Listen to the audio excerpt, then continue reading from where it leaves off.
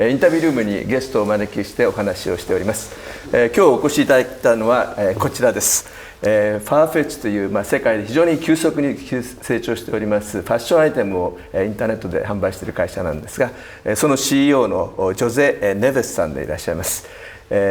ポルトガルのご出身ということで、実際には今ロンドンでお仕事をされているんですけれども、そのファーフェッチの成功の要因、そして今後の戦略、こういったことをお聞きしていきたいと思います。So thank you very much for joining us today. So I'd like to know a lot about your company. So I already listened to your presentation in the conference. So first of all, could you explain a little bit about your company for the people who really don't know about your company? Absolutely. So Farfetch is a global fashion marketplace. So by using Farfetch, people who like fashion, they can shop the most beautiful boutiques in Paris, Milan, Stockholm, Los Angeles, New York. So it covers over 1,000 locations.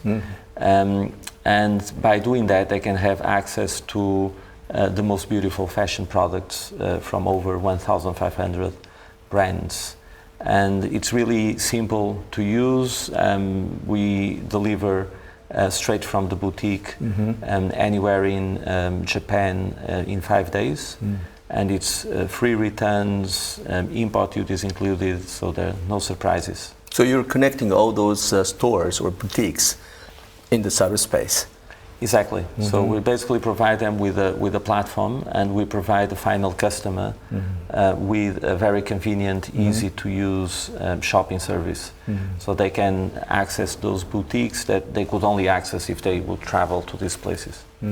So what kind of people are buying your goods from your store or your virtual shop? It's all kinds of customers, and we have, it's very international, so we have over 150 countries that we sell to. America is our biggest market. It's 30% of our sales. In terms of female, male, it's 75% women, and obviously 25% men. And it's really in terms of age, it's very eclectic, but the average age is around 35. So it's younger audience than most luxury websites.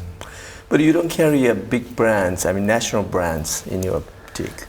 Yes, we do, absolutely. We carry from the likes of Gucci, Givenchy, Saint Laurent.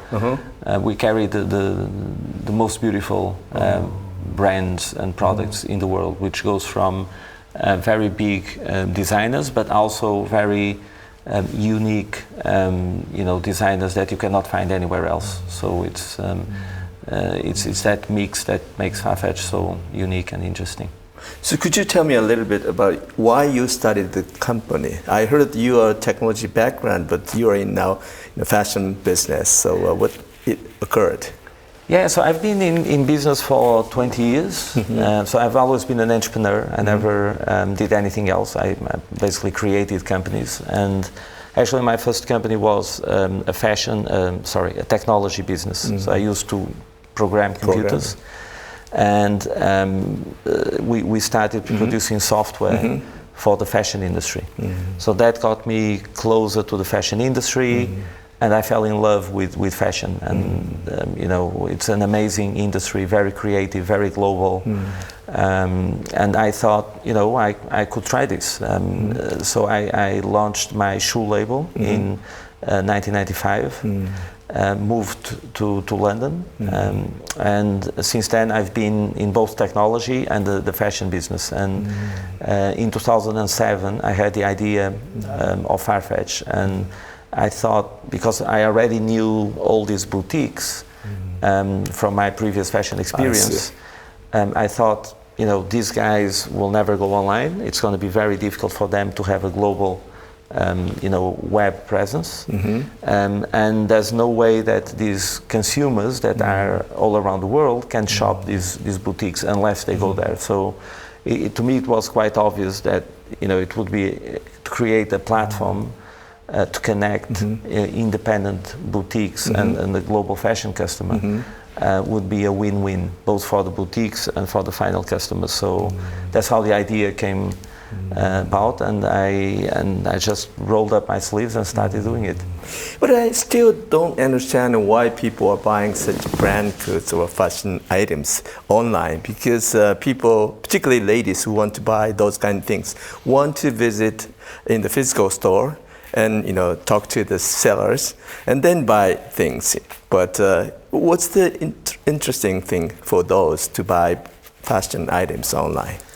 Well, there's so many different reasons, and actually the penetration of online is only 5% in Japan in terms of luxury fashion. So you're right that 95% of sales happen in physical stores. Yes. But the online market is growing at an incredible speed. And the reason, there are multiple reasons. They go from convenience.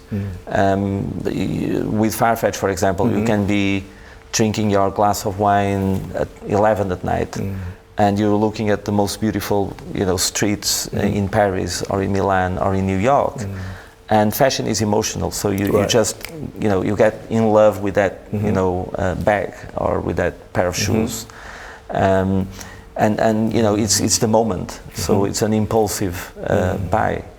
The other big reason to buy online is range.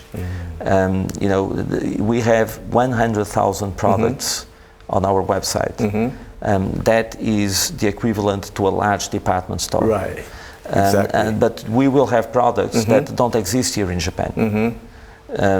Although you will have the same brand, but the products will be different. As you find, different products if you go to Milan, if you go to New York, from the same brand, because the brand merchandises differently for different countries. I see. That's interesting. So it's basically having access to a much wider range and something unique. So you can tell your friends over dinner, "Oh, I bought this from Paris." How come you were not in Paris? Yeah, but I just received it. I bought it 3 days ago, and I just got it here, and I bought it online. So, online sales are. We do a great effort to make it easy for the customers. So they're safe. You can return for free. Oh, really? Duties are included. So it's really a very easy experience, and I think that's why people are more and more shifting to online sales. But for fashion items, particularly for wear, they might be willing to wear before they buy it, because it doesn't, people don't know how it looks like when they wear it. Well, if you know your size in a specific brand, most of the times you know exactly what you want. And then there's free and easy returns. I see. So if you have no risk, so if it comes to you and you want to return, it's for free, and we'll pick up from your office or your house, wherever you are. So there is an element of not touching the clothes, which you're right. It's a friction. It creates a friction with the customer. But there are many other elements of convenience, access to range, and then easy to return that outweigh those caveats, if you want. And I think your business model is very unique. So you're connecting all those boutiques throughout the world, but so that means you don't own or you don't have your own inventory in your stock. Yes. So how do you deliver the products, and also how do you generate your own revenue in that scheme? So first of all, we have very advanced proprietary technology that integrates the inventory in the stores with the Farfetch platform. So we know in real time what is in the store of every product, every size. So it's a bit, I always compare it to open table for restaurants. Where you can book straight from the restaurant system. It's the same thing, we do it for boutiques. So you have full visibility of the inventory. then we provide them with international global logistics services. So we use our DHL contract to pick up from the store with our packaging and deliver directly to customers anywhere in the world. So that's what we do as a business. So it's our the hardcore functionality of our business. So that's basically. So the way it works, and in terms of the second part of your question, which was the revenue model, it's a commission. So the boutique pays us a commission. So it's the same price for the consumer, and the boutique pays us a margin. So in that case, each consumer, doesn't have any risk to buy, but you don't also have any risk. So that means boutique may have their own risk. No, the beauty is the boutique also doesn't have any risk because they already have the inventory there. It's not like they need to buy new inventory for us. I see. So the inventory is already there. And of course, with us they have a lower margin. But they don't have costs. They don't have to pay rent. They don't need extra staff. Right. So it's purely incremental sales. And on the incremental sales, we offer them a very good profit. So the marginal profit for them is very good. I see. So what's the total turnover or revenue now for your company? So this year we're going to do over $300 million in transactions. And that's going to be around $90 million in revenue for us. That's a good figure, right. And how fast is it growing? So last year we grew 100%. 100%, so doubled. We doubled, yeah. And this year it's going to be a little bit below that, but still going to be very close to that number. So it's still going to be a very aggressive growth. So how many countries are you operating in that sense? So right now we have 5 offices. So we have offices in London, Portugal, New York, LA, and São Paulo. And we have over 400 people working in the company. But we source from 25 countries. So we have boutiques in 25 countries. I see. And we ship to over 150 countries. So it's a very global business. But the next step is to really service the most important markets, the very large markets, in a much better way, in a more localized way. So in Japan, we're going to launch in June. We're going to launch our Japanese language website. So currently, how many languages are supported? So right now we have English, we have French, and we have Portuguese for Brazil. Oh, I see. So from the consumer's point of view, as long as they can read and have access to your website, technically they can buy from any countries in the world. Absolutely. They can buy from 25 countries and it will deliver with duties included, so no worries. It's what you see in the price is what you pay. You don't need to pay any extra. And you have free returns. So we collect from wherever you are and we deliver back to our seller. Which is already the case in Japan. So in Japan we already work this way, but not with Japanese language.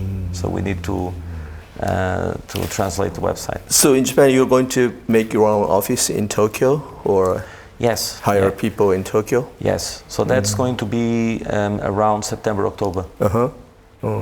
But in Japan, already there's a company called Start Today under the brand name of ZOZOTOWN. They have been very successful also, but compared to that company, I'm not sure whether you're familiar with that company.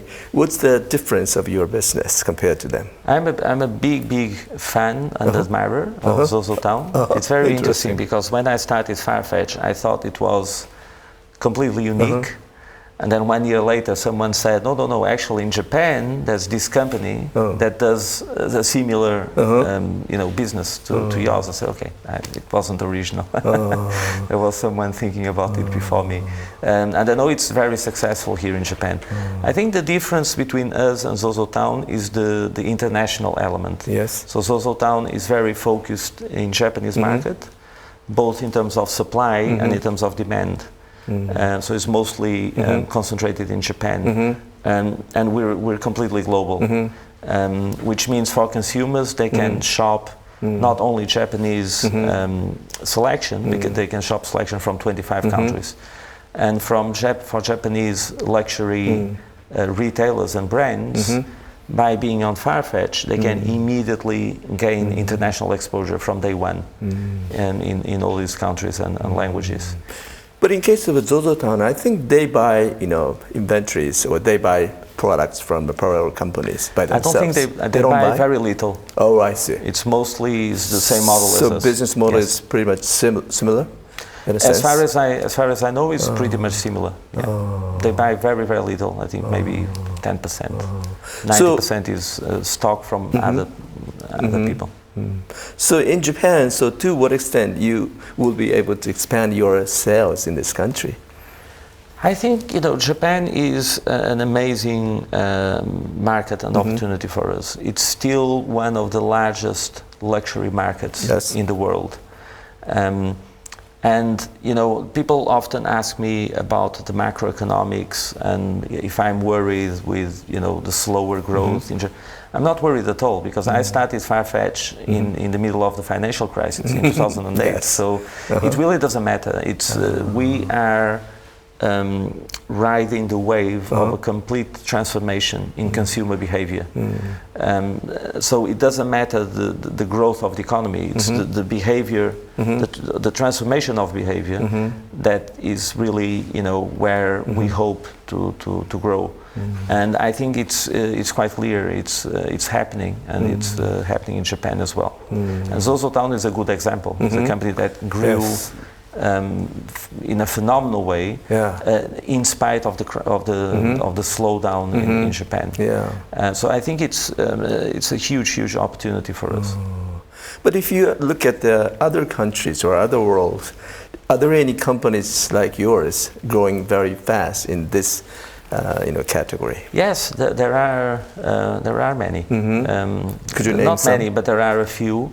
Well, in terms of luxury fashion, you have a company in London called Net-a-Porter, and they're owned by Richemont Group right now, and they're an amazing business. You have companies like Neiman Marcus in the US. It's a big department store. Yes.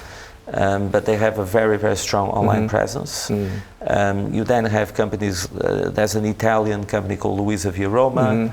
But the difference between them and us is that they're pure retailers. So they buy stock, they hold it in a big warehouse, and they deliver to the customers. They're not a marketplace. So that's the difference between us and them. And being a marketplace obviously has advantages and disadvantages. But one of the advantages is a unique range. So we offer much more product. And we can grow faster because we have less risk in terms of inventory, so we can grow our turnover much faster. The disadvantage is we have a lower margin because obviously we need to share the profits with our partners, with the boutiques. So it's a different model.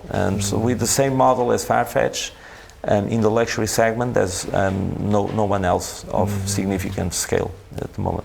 So to what extent do you think you will be able to grow in that particular fashion or luxury items market by online? I think it's, and by the way, I think there is opportunity not just for Farfetch, I think for everyone, for all the others. When you look at an industry which is so global and so huge, and yet only 5 to 7% of sales happen online, and most of it is offline. I mean, there's a huge room for growth for all of us. So I think it's, in fact, I think it's really early days in terms of, high-end fashion online. I think we're in the beginning of a long journey. But you don't think there's any chance that percentage will grow from 5-6% to 10, 20, 30% in the future? Yes, I think that is what is going to happen, which means the whole size, the industry will, the size of our industry will multiply by 4 in probably 8 to 10 years time. So if you take that number at a global level, so we're talking huge business opportunity. So in Japan, in the retail business, particularly in relation to IT or information technology, there are two things discussed a lot, which is omni-channel and also O2O. It's a combination of cyberspace and real world. So you have your own, boutiques under your umbrella. So isn't there any scheme to combine people for both, physical stores and cyberspace? Absolutely. And actually, I'm so glad you asked that, because omnichannel is very much our vision for the future. And we are actually already an omnichannel business. I see. We already connect physical spaces with the internet, with inventory that is sitting in those physical spaces. And we're launching this year, we're launching click and collect and return in store, which means that if you're in Japan, you can, if you're going to Paris, for example, you can buy in a boutique in London, send it to one of our points of collection in Paris, and go there and pick it up in Paris, and try it and return in the store, which is very convenient. So if you're visiting just for one day, you want to go to the store, try it. If you don't like it, just leave it there and it will be returned. So it will be a completely integrated omni-channel experience. And we're launching this in October this year. I see. Interesting. And that's, to me, that's the future. The future of retail is actually not online or offline, it's both. And how do you use digital technologies to combine both the offline and the online experiences? So in that case, what do you think is the key technology? Well, what are the important things to combine such two different worlds?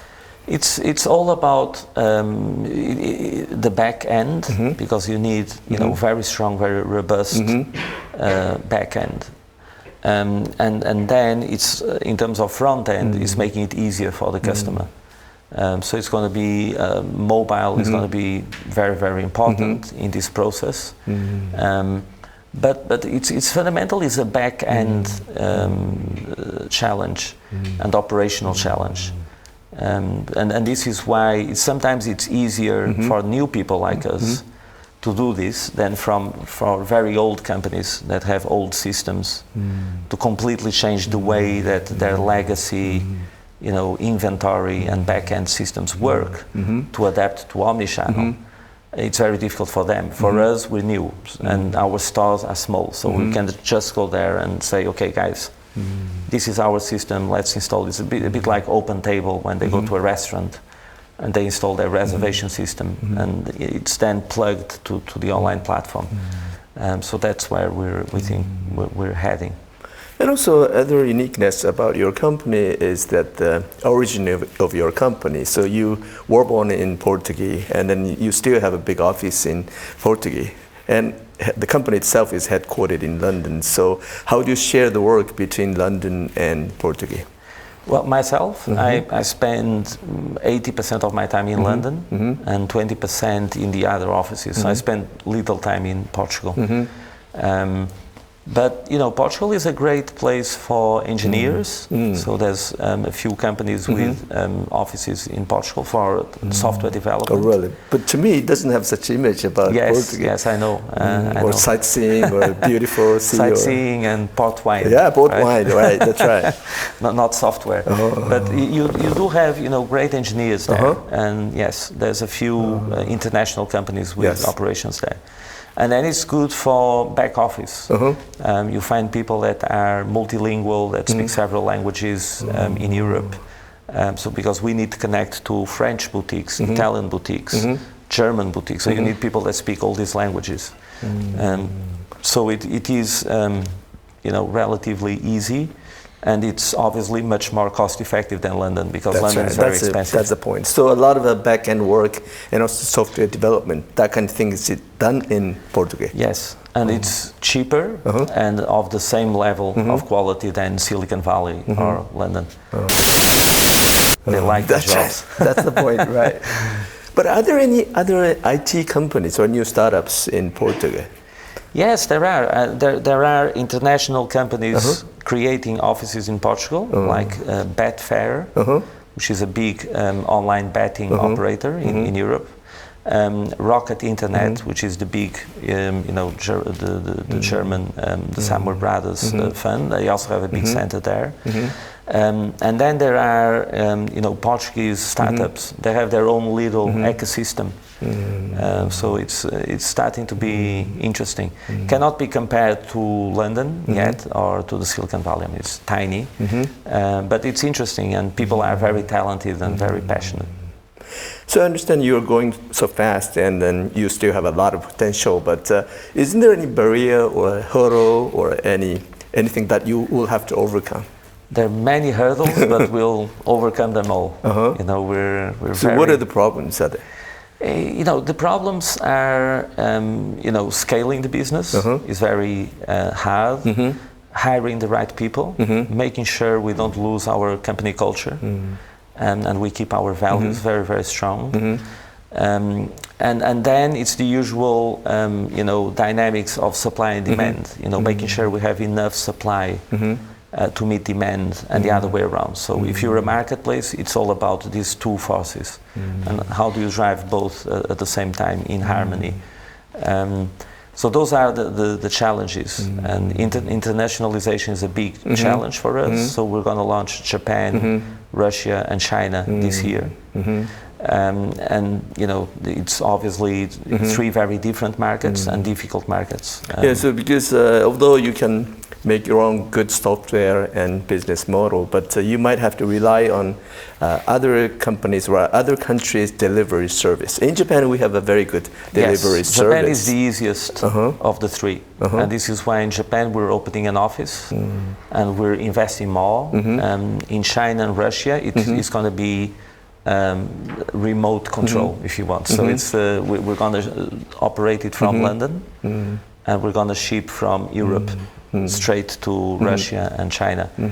And it's going to be much slower and much smaller business to start with. So you didn't have any serious accident before? In terms of logistics, and we're very careful. So before we enter a market, we do a lot of research, tests. We ask people to test the service back and forth. But there's always, especially with customs, not in Japan. Japan is easy. But in Russia, I mean, a month ago, customs was completely blocked. I see. So all of a sudden, not just for us, for everyone. So our customers understand that it's not a far-fetched problem, but still doesn't help, right? Because the business is completely stuck from one day. I mean, China is very complicated, both logistics and also the Great Firewall of China. So even in terms of the speed of the experience, because we don't have the servers in China, it just doesn't work as smoothly. So there's a lot of logistics, regulatory, internet infrastructure issues in China, which don't exist in Japan. So Japan is of the three. It's the easiest, so to say, although nothing is easy. So what's your vision for the future or a dream? I think the company is not listed yet. The company is not listed yet, so we think that's the next step. We'll be IPOing probably in 2 or 3 years' time. In 2-3 years, okay. So what would you like to do in the future? To what extent you want to expand your business? Or you might do something else. I think we can definitely revolutionize the way the world shops for fashion. So that's my big passion, is to make fashion a more creative, diverse, interesting industry for both consumers and boutiques. So that's our big dream. So I think this is a good opportunity for you to speak to the audience or Japanese potential customers of your stores. Please give a message to the camera. Absolutely. So I think I absolutely love Japan. I love everything about the country. I love the food; is my favorite. I would live in Tokyo anytime, and we at Farfetch are very passionate about the Japanese market. So we love Japan, and we hope Japan will love us back one day. Okay, great. Thank you very much. So I would like to buy your products when you open the store. But and also I wonder how you can pay. You use credit card or you use Bitcoin or whatever. No bitcoins No yet. Bitcoin. Although could be interesting. There's a lot of dodgy people that are into fashion. So, but no Bitcoin yet. So it's, right now it's credit cards mostly, or PayPal. But depends on the countries. In certain countries we have other payment systems, like Brazil is a very specific type of payment systems. But Japan is easy, is credit cards are the prevalent Japan one. is one of the reliable countries Yes, in that exactly. sense. 今日の IBS2014 スプリングのこの会場にはですね、ファッションのビジネスで急成長しております、ファーフェッチのジョゼ・ネベスさんにおいでいただきました。この6月にはいよいよ日本でもそのオフィスを開いて本格的にビジネスをローンチするそうですので、この映像をご覧の方はですね、ぜひともお店の方にネット上で立ち寄っていただければと思います。今日はありがとうございました。Thank you very much for joining us today. Thank you very much. Thank you.